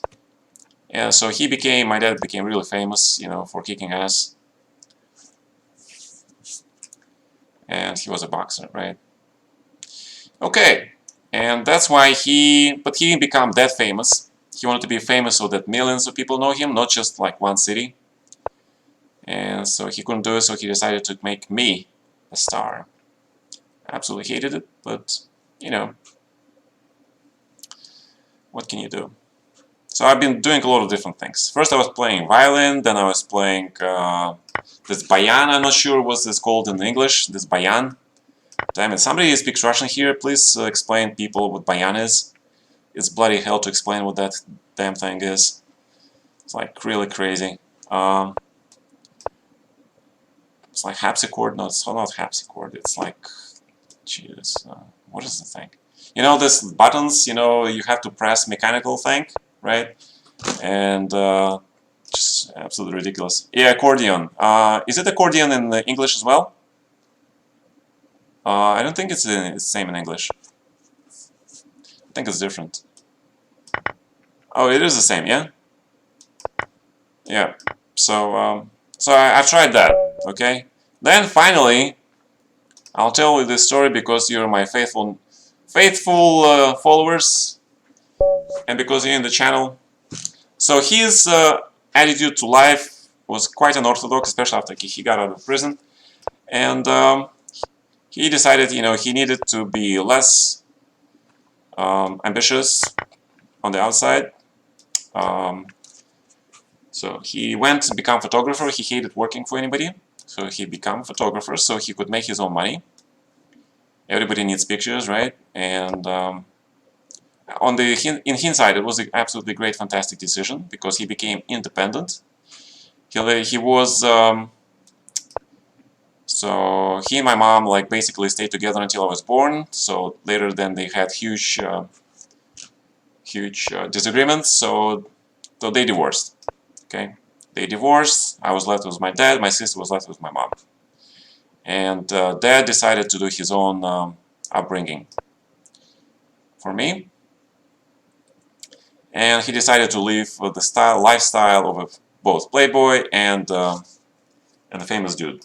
So he made some money. He had an apartment in Russia. He went to Siberia, which is pretty far from all those authorities things, which was pretty clever. And he invited 3 college girls, I guess. I mean, he was pretty young, like around 30 at the time. So, well, when he started that thing, he was older, but maybe a few years only. So he invited 3 college girls basically to live in his house, in this apartment, 3-bedroom apartment, no, 2-bedroom apartment for free. In exchange, they had to teach me how to play piano. So they were from musical college, okay? And so they stayed for free. They taught me some piano. And of course, when you're a kid, you pick things just like that, right? And it wasn't much. It was only 1 hour. And of course, I kind of enjoyed studying from the girls and then from the guy. Yeah, I mean, guys are guys, right? They always enjoy having, you know, pretty stuff to look at. So, so that studying went quickly, and I learned actually how to read those musical notes. I don't know how, but I was reading them really fast. I could read them because I was very young, right? I could read them way faster than I could actually read the Russian language, right? Yeah, the things you can learn here is like, yeah, I apologize. I apologize if something shocked you, yeah? Yeah. But then again, it was completely different era, guys. It's completely different era. It was like before that hashtag, right, rape stuff and etc. It was before Weinstein and all those crazy dudes. My dad never raped anybody because he was very good with his talking skills, so he basically just talked all those girls to do whatever he wanted, always. And he studied psychology very deeply, so he knew how to approach people. And one of his favorite books was, in fact, Dale Carnegie, How to Make Friends, and you know how that works out good for you, basically, right? I'm not sure there's some exact translation. I never got good at that. So so that was pretty funny. And okay, so my pawns are hanging here. My pawns are hanging. I don't want to play rook a5. That would be such a chicken move. That would be a real chicken move. And if I play a3, then this pawn is not that great, yeah? So, I think my opponent completely equalized here. Completely. Alright, so, okay, so let's play rook c5, and let's just go into this sort of game. Right. So, as I mentioned before, I started reading notes. That was, I think, one of the critical skills when you're young. And he thought that I was good enough, you know, to become next greatest piano player ever. Yeah. So he went to St. Petersburg. He decided to move. He basically traded that huge apartment in Siberia for a communal room in St. Petersburg. It was a huge deal. Oh, I'm blundering mates. Yeah. Okay. I'm blundering mates. Yeah. Oh. Good job, dude. Good job. I'm blundering mate. Yeah. Okay, so I made it in this game. Nice. Nice work, dude. So check, yeah, and check, very good. Here, queen e7, king h6, run forest. Oh, I'm not mated yet. Good. I'm not mated yet. So maybe I can escape with my life here. Maybe I can escape. Maybe. And we trade the queens. Actually, I can give you a check. What happens here? Rook e5 check. Grab your queen. Yes. Yes. That was nice. Queen c4. And queen e4 mates. Give it to me. Yeah. Okay, good. Alright, Kommunalka, yes, you guys remember what communal room is?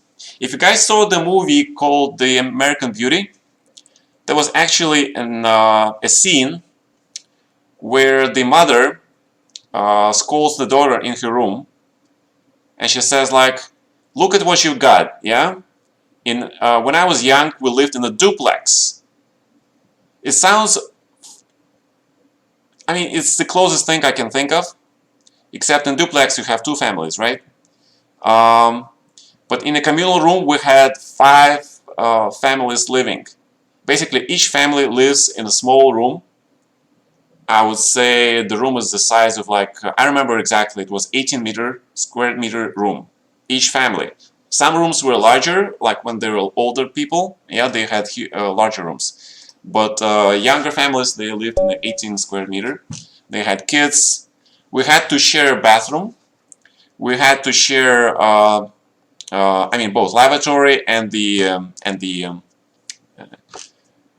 um, the shower. Okay. And of course, the kitchens, there were two kitchen tables. We also had to share those tables. So that was, yeah, the kitchen. So that were huge. You know, five families, they always, and these small kids, they have to, you know, cook food and stuff. It was absolutely crazy. So he knowingly changed his perfect life in Siberia. Those three young girls, you know, good apartment, well-paid photographer job, just, you know, to try to make me a famous pianist. Yeah. Eventually, he managed to find the job as the photographer in St. Petersburg, but we did not move out of that communal room until, well, I became the master of chess and I won the junior Russian championship first time. And that was only, we moved when I was 6 and I became a champion when I was 12, right? So that took 6 years to move from the communal room to that apartment. But the story with the piano doesn't end there, right? So what happened is that he made those extremely freaking exercises for me to play piano every day. And I did something wrong, something he didn't like, punishments. Yes, our favorite part, right? Punishments. Right. So it was not so easy. It was not always easy. Fill in the blanks. I don't know, man. You tell us, yeah? I mean, I mean, much later in life, when I was looking at the lifestyle of the photographers in the New York City, yeah, I mean, it's pretty damn well known knowledge is that the reason most of the photographers, yeah, guys go into that profession is so that they can meet a lot of models, right? I mean, everybody knows that. I mean, that's a huge reason why most of the guys go into that profession in the first place, right? Just to meet girls. I mean, that's life is hard. Uh, Although, you know, the genuine photographers, of course, you know, there's like huge, I have huge respect for them. Like, you know, the artists, you know, the guys who are featured on the magazines, journals, with their great absolute snaps of pictures in time of a certain period, the person, right? Rock musicians. Rock musicians, I don't know anything about that, so I'm not gonna comment. Rock musicians. Yeah, I guess. I mean, in Russia, rock musicians are a topic of its own. I was not very much into rock musicians in Russia. I mean, I moved to the US when I was 12. I was 13, I guess. So that was a different day and age at the time. Um, yeah, life was different. I don't know, just grab the pawn on a4, but it's boring, so let's play h5. Structure, let's try to play for a statical structure. If he takes on h5, that means, you know, I get great structure, great looking structure. If white plays g5, that means, you know, but rook c3, probably the right move. Probably the best move in the position, so queen b7, no tempos. Yeah, so the piano story goes there, that I think we just moved to St. Petersburg, and I think in a month or so, maybe it was less, maybe a couple of weeks, he dragged me to the musical conservatory, musical school, you know, the one the kids go to. And basically they told me to, you know, just to, you know, go off somewhere, yeah, because the season started, it's too late, they only accept students. And he said, yeah, but look at this guy, he's like really talented. And they said, we don't care. We do not care. The rules must be rules. Okay, I grabbed the pawn, thank you. And he gets really pissed off. So what he does, he sees there's some kid, like a high schooler. There is no distinction in Russian between high school, middle school, right? It's just basically a school. And the high schoolers were called the starshiklassnik. It's just sort of like older class dude, yeah? And he sees some guy there. He drags him. Hey kid, come here. I need you, yeah? And then the kid like, okay, whoa, what's going on, right? And my dad tells to this professor, there was some professor, yeah? Says like, okay, let's make a test. You ask this kid, you play some music or put some music in front of him, and you ask him to recreate the music, just recognize the notes or something. And then you ask my kid, yeah? And I was like, oh my god, I have to do this. Basically they agreed. There was a very funny woman. I think she worked as the cleaner lady, but she had some musical profession in the past. And she commanded some sort of respect in that school. I'm not sure why, but she did. And so this professor looks at her and says, okay. And this woman, she basically like drinking some alcohol, smoking, and she's ready to have some fun. So they play some piece of music. Obviously this kid gets like, I don't know, 2 out of 10. I get like 7 out of 10, right? And then professor says nothing. He's pissed off. But this woman, she's like, that's very interesting. I remember that she was like, she was so funny. She was like, she was about 40 something. She was clearly respected in that school. I don't know. And she was like really laid back, and she says, hey dude, your student sucks, yeah? So this kid can beat him. So I felt like really not at the timing. And so they did some more tests, and so the professor had enough. He says, okay, you win, but it's closed, period. I can do nothing about it. Your kid is not getting to the school, period. I was so happy, you know. I was so happy. It's like you cannot imagine. It's like no school for me. No school for me. And my dad was on the contrary. He was like, damn it. Like, damn it. You know, I cannot beat the school. The system sucks. You know, there is no... It's just huge bureaucracy, like no Lomonosov. You know, in the past, the Lomonosov was like famous Russian scientist. Yeah, he came in some country-style boots and clothing, and he became a famous scientist. Yeah. So, my dad has this vision that I'll be like Lomonosov, get to St. Petersburg, like this famous, we all know all those stories, right? Provincial person gets to the capital, impresses everybody, becomes famous and rich and famous, yeah? I wanted to do it myself, but too old, yeah? Yeah, well, sometimes you see, yeah, life can be different, I guess. Yeah, but I just always hated doing whatever my dad wanted me to do. I just hated it because it was always huge pressure. It was always you had to do this, had to do that. It was always accompanied by threats and physical violence. And that started when I was like 3. First, he was very unhappy with me not talking as fast as he wanted.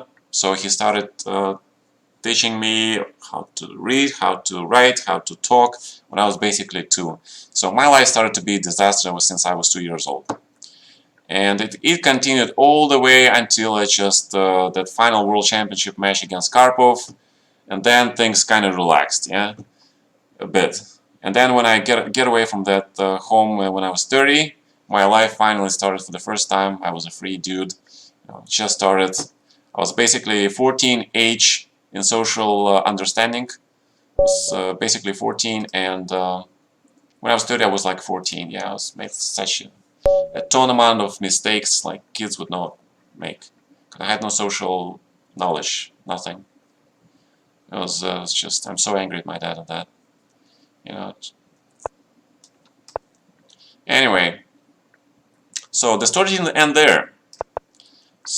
And he really wanted me to become famous music player. Really, really wanted. He said, okay, you're not going to musical school, so you're gonna start with your regular school. But you're not gonna start with your regular school first class because Bishop e3, there was something wrong with this move. I don't remember what was it, but there was something wrong with this. What was wrong with this move? Thank God. I cannot think of it right now. Bishop e3. Can't think of anything. If I take on b2, knight b5, then rook b1, queen b4. Alright, so let's try it. Let's see it. I'm a curious. I'm a curious person. I want a demonstration. Okay. Yeah. So I want a demonstration how this works out for white. Let's see it. Show me the demonstration. Okay, I thought bishop d2 actually, but okay, if you like this move, then I'll just play queen a5. Maybe I'm wrong, yeah? Bishop d2, threat is knight d5, I have to play queen d8, knight d5, knight d5, e d5. This must be some kind of a line. This must be. I mean, there's gotta be. There's gotta be some famous line or something. There's gotta be some book stuff. A6 maybe, yeah? A6, maybe 95 immediately though, but I kind of feel a trick. Okay, so let's play A6. So anyway, so what happened is he decided to go higher. He dragged me to the higher musical school. Basically where the kids, when they finish the musical high school, and they go to the undergrad, yeah? Undergrad school. So he dragged me there. Imagine, you know, how I was like mortified when I was in school, trying, you know, to do whatever he wanted. And now we had to go even higher up. Higher up, and I remember clearly, we were walking. So basically, Dad asked me, not that, so he dragged us, there was this huge building in St. Petersburg. And my dad asked at the reception, like, is there any current professors, like, in session right now? And they told him, yeah, there's this Professor Murin or something. And where she is, and she's like on the second floor, she's in the class, right? But you can't go there. So obviously he didn't listen to that. Obviously he goes wherever he wanted. So he goes there. He basically knocks on the door. No response. The professor says, like, you know, the class is in session. You know, nobody disturbs me. Dad doesn't listen. He just basically opens the door, drags me, you know, walks into the class, and before going to that room, I could actually hear like loud, not screaming, but loud, like very, very angry professor, very angry. She loud woman's voice. She was very angry at her students. She was already like berating them for something. So I think she had very similar character to him. Yeah. So we go into that room. She is basically continuing her tirade, yeah? She's like saying, you guys are worthless, you can't do this, I gave you this homework, you didn't do it, and blah, blah, blah, blah. Everybody was like, you know, very scared. And my dad loved this woman, absolutely. You know, I think they found this common language right away. So whenever he just opened the door, he banged in and said, you Professor Murin, I heard so many great things about you, you know, like immediately compliment. And she was like, she was like, opened her mouth basically in the middle of her sentence. She was like looking at this guy, and she's like thinking, who is this guy? He must be crazy. You know, he's not scared of her. you know, this immediately rapport. Yeah, can you imagine this kind of rapport? And he's like, you know, I absolutely agree with you, you know, but you know, this whole system, when he starts his own tirade, and he says like, you know, they don't want to accept my son. He's a huge talent. Just listen to him. He begs you to listen to me. And she says, but I have a class in session, man. And then he says this, you know, put your best, most complicated piece on the stand, and my kid will play it. And let's see how your students will play this piece. I was like, oh my God. I was like, oh my God, please don't do this. That was horrible. Well, that's also in a way it was very funny memory. Yeah. So what happens? Yeah, it was all in. I guess you can call it all in. All I remember, she said, like, she looked at him very sarcastically, and she said, "Oh yeah." And then she put something there, and she said, like, some of my students try playing this, and let's see what your kid does. Yeah. I looked at the notes. All I remember was like stuff going down, up, down, like so many things there. I could read notes, but I've never seen anything so complicated. Later, I heard that it was a Liszt piece, you know, one of those genius pianist players, you know, he was like this guy who quit playing piano just to improve his play or something. So he created those very complicated exercise pieces, yeah? Yeah, I think it was Liszt. I'm not sure, okay? But it was just one of those memories. Right, and Dad said, "You gotta play this. I'm gonna kill you, man." It's like you can't embarrass me in front of all these guys and in front of this professor. So I was a kid. I was like 6, 7 year old maybe. I was like, oh my God. Yeah. So I sat there. I remember I was sitting there, and I played to the best of my abilities. I was missing a lot of things, but I was just so scared shitless not to play. So I just started playing something I could, right? And after I played like for a minute, yeah, after, I mean, I played for a minute maybe. She's like basically stopped. She like made a sign stop. She told my father, you know, no, she didn't talk to my father first. She went to his students, and she told them, that's how you should play. That's all I remember. And I was like, is it a good thing or is it a bad thing? I was like not sure. Okay. My dad was pretty happy, obviously. And then he said, he talked to her. She gave him her phone number. Can you imagine walking into the class, into a live class, speaking to the professor, and then getting her phone number? Like, if you guys can beat that, I don't know. I don't know if it's like those professionals. I know there was this mystery guy on quite many years ago back in the USA, right? Remember, he was like really famous. Yeah, exactly. So it was an absolutely incredible story. Yeah, he got her phone number. They agreed that I will come to her class every now and then, and I was scared. I was 7 years old. I was afraid of this woman. I was afraid that, you know, I'll do something wrong. I was afraid I was just a kid, you know, they're like all those students. I went to the door. That's as far as I could get. I never mastered the courage to knock on the door, to walk into the class. I walked to the door a few times, but that's about it, yeah? So I told my dad, so sometimes, you know, I would go there, he would, my dad would ask him like, so did you go to the lecture? I said, yeah. So what happened? And I said like, oh, I said like, oh, we listened to this guy, to this composer. So this happened a few times, and then my dad caught on, and he said like, okay, something is pretty strange, something is not right, yeah? So he called her, and that's how he found out I never went to her class. And then, but then he was in a good mood for some reason. I think he met this girl, another girl, and he was pretty happy with her. So he was caught, so whenever, you know, I knew that there was one method to get away with some things, right?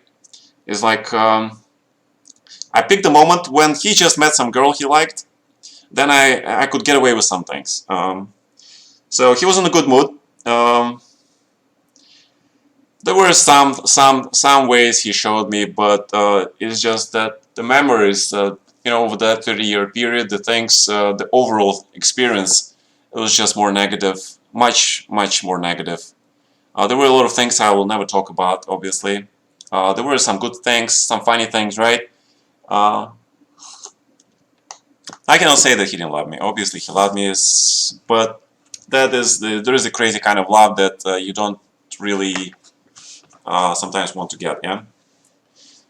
So, and it didn't diminish the fact that he was a firm believer in the iron discipline into punishing children physically. I mean, there were very few days in a year when I was without physical punishment for missing something or not doing something. He was a firm believer that spanking your child is the best thing you can ever do. So that yeah, and he made me work and study a lot. So basically, I saw when I was looking at the kids who were playing, just on the playground, meeting together, socializing, I was so jealous.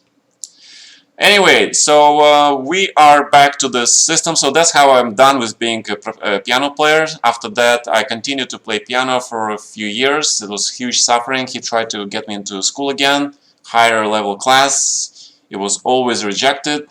So he gave up, and he gave up trying to, make me, whatever he wanted me, kind of musician. So he finally resigned. He asked me like what I want to be. And since I was really scared to say anything, just basically, and I knew I was pretty powerless to make any decisions because he was the guy who was making all decisions in the family, right? So basically it was his decision, and he said, okay, let's see who the famous professions are at the moment. He opened the newspaper and he sees, boom, there's this famous guy Kasparov. This famous guy Kasparov, and okay, last games, right? So there's this famous guy Kasparov, chess. It's not boxing. You don't have to get hit on your head. You just play some piece on board. It's military stuff. Yeah. Guys are famous, looking to be rich. Gata, you're gonna go and be a professional chess player. So that's how I became a chess player. Yeah, in a way he did. In a way he did.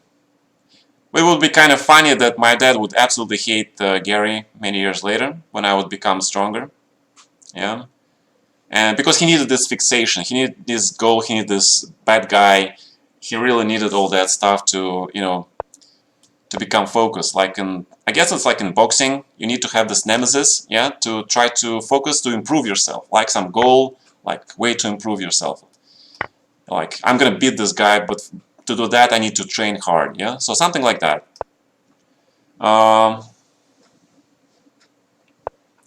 Right, so as I said, we moved to St. Petersburg when I was 6. I played piano for a couple more years until I was 8, and that was the end of the story. That's when I was 8 I started playing chess, and everything went from there.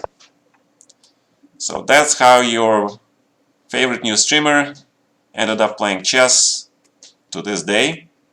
Yeah, almost 40 years later, I'm still playing chess. I respect Gary. I respect Gary as a chess player.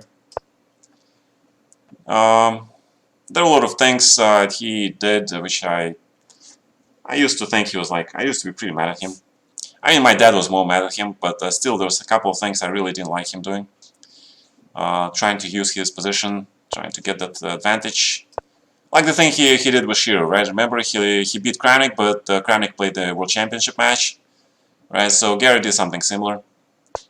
So there is no lost love here. But I still respect him as a chess player, of course. I mean, I consider him one of the greatest world champions ever, right? So that's that. So what's going on here? Let's go play some attacking chess, right? So let's do this. Queen h5 goes anywhere. Anyway, I mean, I don't like this, but okay. Looks fun, so that's why I played it. This looks like fun, So knight second f3, trying to make life as complicated as possible. Can you still play piano? You know what?